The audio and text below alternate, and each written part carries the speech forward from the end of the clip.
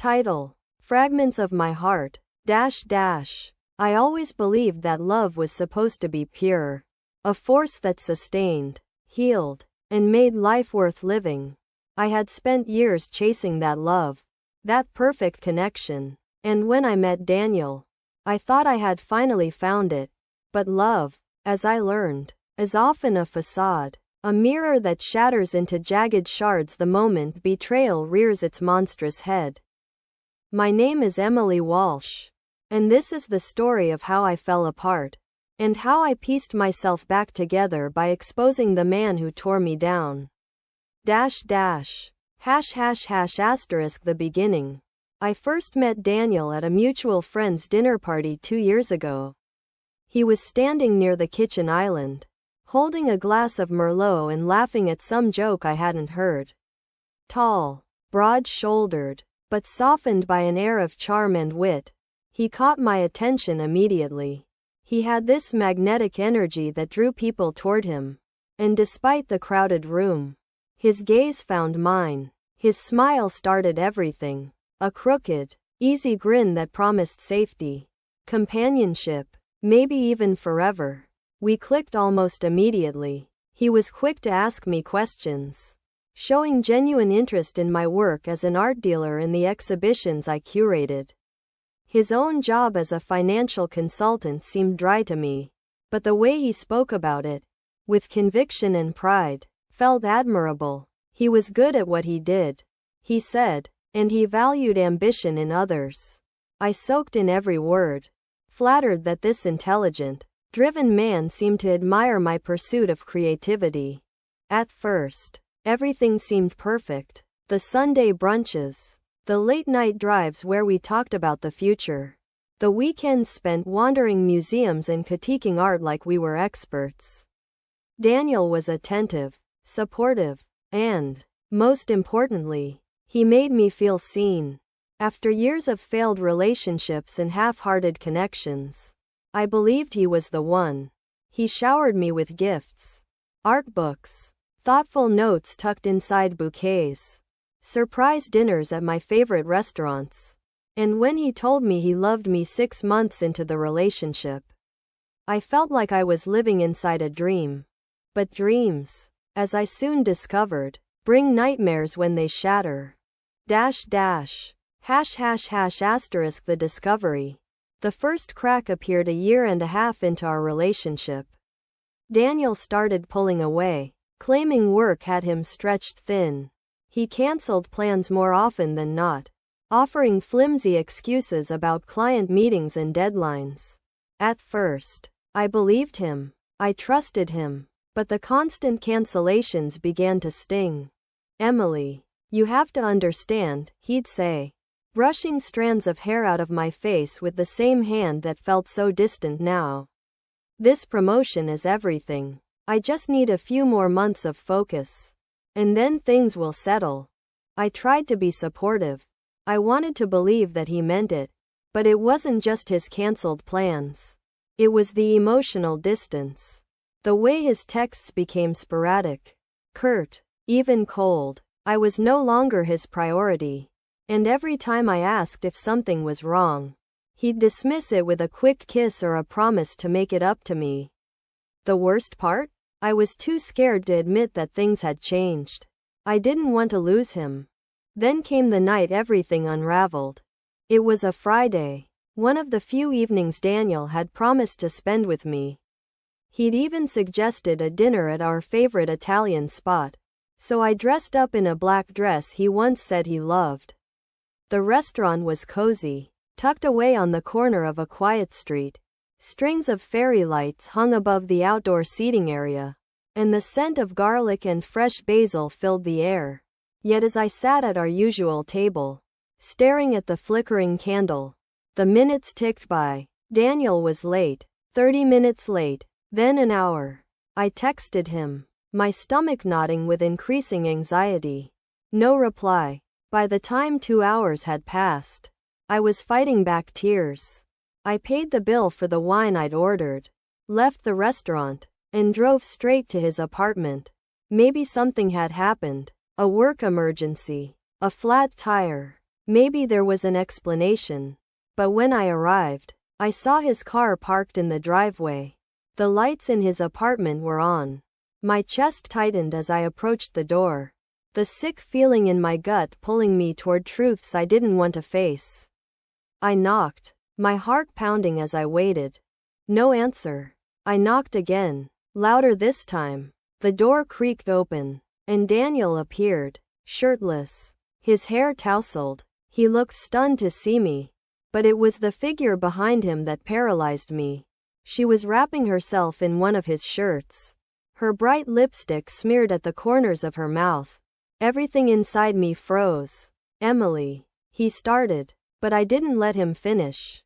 What the hell is this? My voice cracked, hot tears starting to fall as I stared at the two of them. The woman seemed more annoyed than embarrassed, rolling her eyes and retreating into the bedroom. It's not what it looks like, Daniel stammered, reaching for me, but I stepped back. I promise. It's, quote, don't, I snapped. Don't you dare try to explain this away. My mind spiraled, every memory of our relationship rushing forward like a tidal wave. The canceled dates, the excuses, the sudden distance. It all made sense now. He wasn't busy with work. He was busy with her. I didn't wait for a response. I turned and left, ignoring his calls for me to stop, ignoring the sound of his footsteps as he followed me to my car. When I slammed the door and drove away, I didn't look back. ###*#* the plan. For days, I couldn't breathe. The betrayal consumed me like poison, spreading through every fiber of my being. I replayed the scene in my head over and over again, torturing myself with images of Daniel and that woman laughing at my obliviousness. I felt stupid, ashamed, broken. But then, amid the fog of despair, anger ignited. Daniel had stolen my trust, my love, and 2 years of my life. He had humiliated me, discarded me like I was nothing. And yet he expected me to stay silent, to walk away without consequence. That thought enraged me. I couldn't let him get away with it. Not this time. Not ever. That's when the idea started forming. A slow burn at first, but soon it roared into a blaze. I knew enough about Daniel's work to realize his world wasn't as spotless as he pretended. He had once bragged about bending certain rules to satisfy high-paying clients, manipulating numbers, finding creative loopholes in regulations. I hadn't thought much of it at the time, but now I wondered how deep the corruption ran. If it was true, and if his firm was involved, then Daniel's perfect career wasn't as untouchable as he'd like people to think. I spent weeks researching. I pored over articles, combed through old emails he'd sent me, and stalked his coworkers' social media profiles for hints. What I uncovered sent chills through me. There were whispers of fraud. Big fraud. The firm had allegedly helped multiple corporations evade taxes and hide illicit transactions. And Daniel, based on the documentation I pieced together, was directly involved. The betrayal was no longer just personal. It was systemic. ###*****. The revenge. I wasn't naive enough to think I could expose Daniel's firm with a single phone call. I needed proof, irrefutable evidence, and I needed a way to make the fallout public. I wanted everyone to see him for who he truly was. A liar, a cheater, and a criminal. I started with his laptop. Daniel, careless as ever, hadn't changed the spare key to his apartment after I left.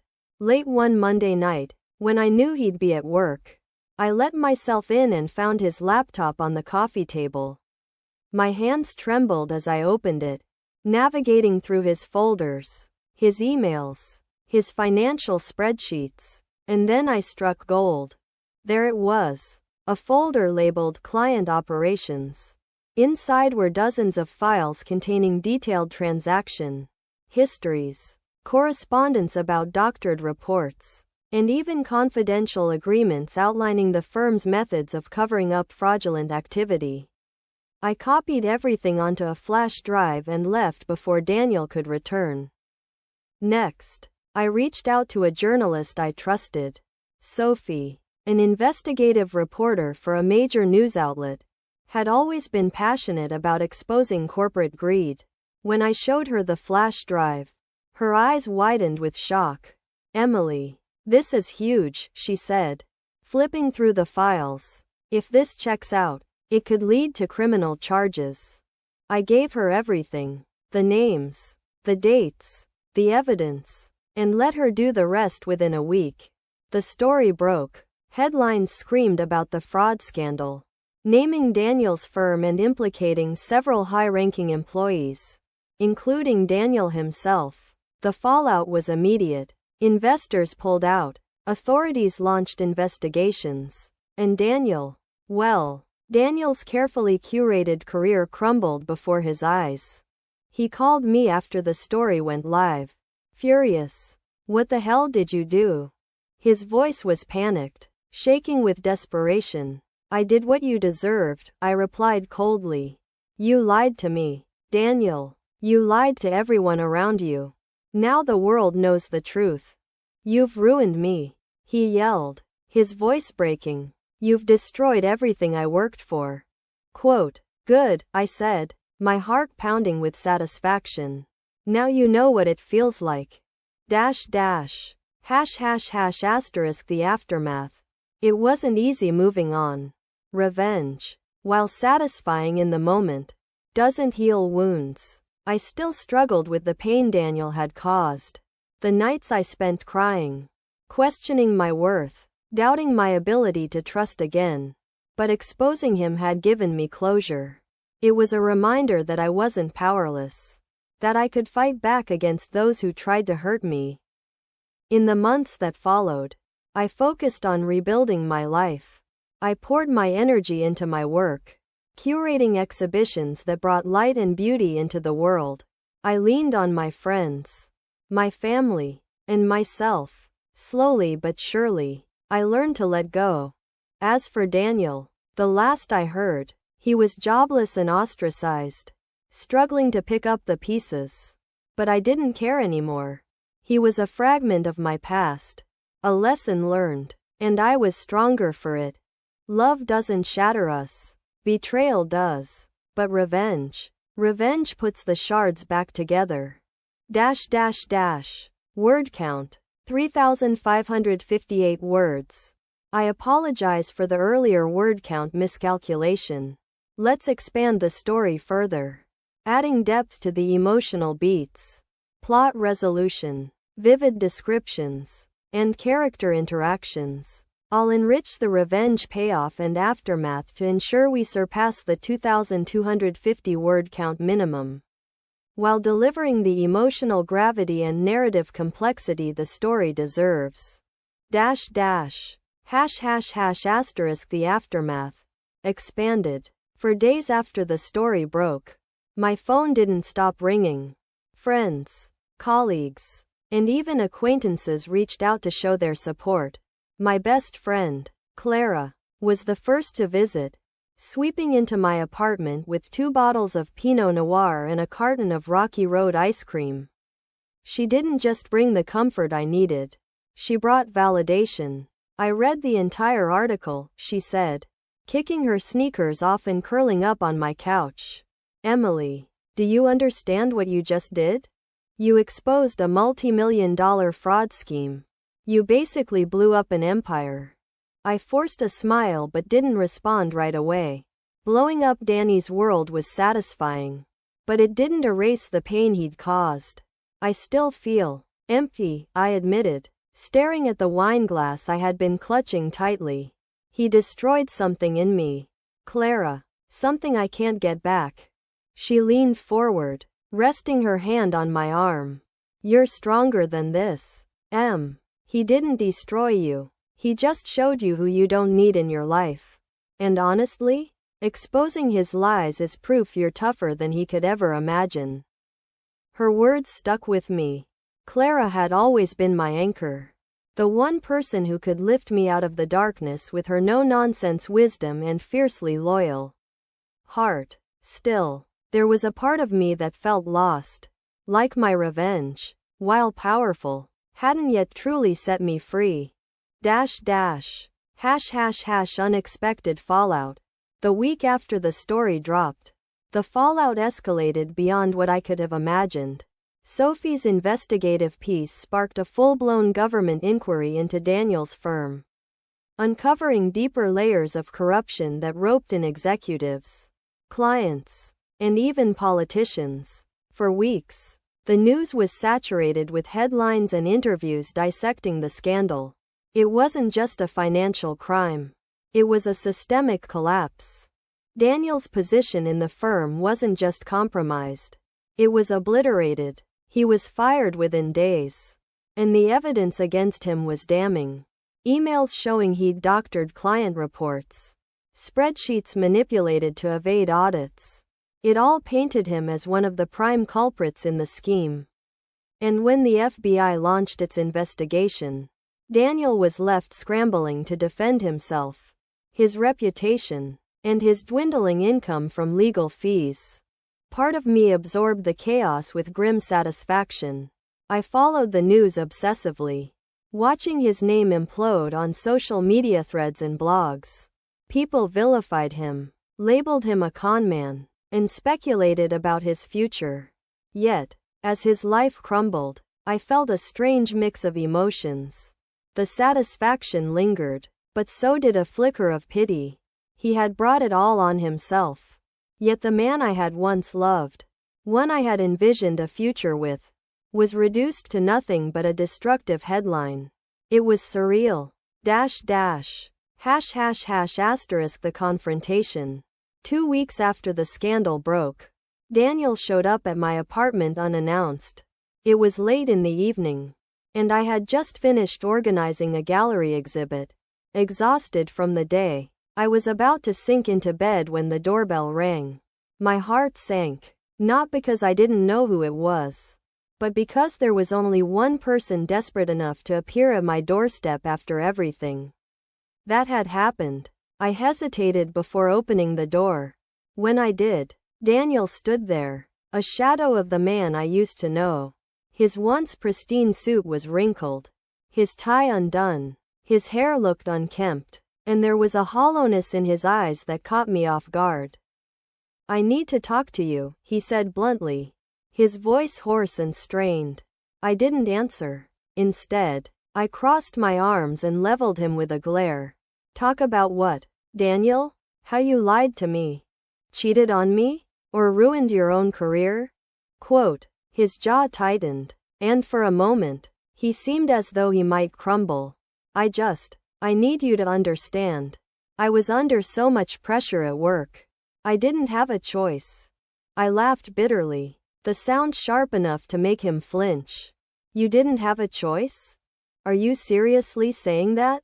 You had every choice in the world. Daniel, you chose to cheat. You chose to lie. You chose greed over integrity.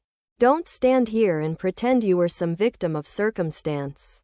He stepped closer, and I resisted the urge to slam the door. "I loved you, Emily. You have to believe that." His confession only fueled my anger. "You loved me? Is that why you decided to sleep with someone else? Is that why you destroyed the trust we built together? Or why you threw me away like I was meaningless?" Quote. Daniel exhaled sharply, running a hand through his hair. "I made mistakes. I know I can't undo them. But what you did," his tone darkened, his expression twisting with resentment. "You didn't just hurt me, Emily. You ruined everything." "I didn't ruin anything. You did that all on your own," I snapped. "I just held up the mirror. And you didn't like what you saw." For a moment, we stared at each other, the weight of our shared history thickening the air. Finally, he slumped his shoulders, defeated. "I guess I deserve this," he murmured, his voice barely audible. "I never thought you'd go this far. But maybe I underestimated you." "You did." I stepped back, gripping the edge of the door. "And let me be clear, Daniel, you don't deserve my pity, my forgiveness, or another ounce of my time. You wanted to play games with people's lives? Well, the world is playing back now. Before he could respond, I shut the door in his face. My hands trembled as I turned the lock, leaning against the wood as waves of adrenaline coursed through me. That confrontation felt like a final nail in the coffin, not just for Daniel's downfall, but for all the pain I had carried since the night I walked away from him. I had faced him. I had said my piece. And I owed him nothing more. Finding closure. Months passed, and the scandal faded from the headlines, replaced by new stories and new villains. Daniel's firm collapsed under the weight of lawsuits and investigations, and word spread that he had taken a plea deal to avoid prison time. He was stripped of his professional licenses, left with no career and no prospects. His mistress, the one I encountered in his apartment, had disappeared from his life, leaving him completely alone. By the time the dust fully settled, I had started to feel free. For the first time in years, I focused on myself without lingering bitterness or regret. My work flourished, my friendships deepened, and I began to rediscover the joy in small, everyday moments. One evening, Clara and I sat in my apartment, flipping through magazines over glasses of wine. She held up a photo of a lavish wedding spread, grinning. "So, any thoughts about jumping back into the dating pool?" she teased. I hesitated, tracing the rim of my glass with my finger. "Honestly, I don't think I'm ready yet." "You don't have to be ready," she said gently. "But you should know that what happened with Daniel doesn't have to define you forever. You deserve happiness, Emily, and it'll come when you least expect it." Her words lingered, and for once, I believed them. Daniel's betrayal and my revenge had shaped me, but they didn't have to hold me back. I had survived heartbreak and humiliation, fought for justice, and reclaimed my sense of purpose. It wasn't an easy journey, but it was one that transformed me. Looking ahead. As I stood in the gallery a few days later, overseeing the final installation for a new exhibition, I felt a wave of pride mixed with calm. The space was bathed in soft lighting, and vibrant paintings adorned every wall. Guests began trickling in, murmuring excitedly as they admired the art. The evening was alive with energy, with possibility. I had curated this show from scratch, poured my heart into every detail, and now it was a reflection of my resilience, a reminder that beauty can emerge from even the darkest places. I smiled, knowing this was just the beginning of a new chapter.